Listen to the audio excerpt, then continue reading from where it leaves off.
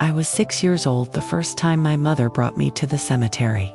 It was early evening, that quiet hour when the light thins and every sound seems to travel farther. The air smelled of rain-soaked grass and something metallic, like the iron gates we had pushed through. My mother walked ahead, her skirts brushing the weeds, her hand reaching back now and then to steady me. As we wound our way between the leaning stones, I don't remember much of what she said, but I remember where she stopped. A grave set slightly apart from the others, its headstone split down the center, the crack wide enough that shadows lived inside it. And on the grave itself sat a lantern. Its frame was bent with rust, its glass clouded. It looked as though no hand had touched it in decades. "Who was buried here?" I asked. My mother crouched beside me. Her eyes lingered on the broken stone before she answered, softly, "A girl, not very much older than you." Something in her tone hushed me. I didn't ask again.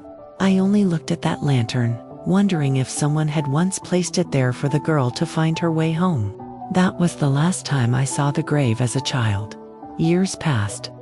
My mother was gone, and grief drew me back to that place. The cemetery felt smaller than I remembered, yet emptier too, as though the air itself had thinned. I walked the same winding path, until at last I found it. The split stone had widened. Ivy curled through its wound, and the lantern was still there, though more rust than iron now, its frame barely clinging to shape.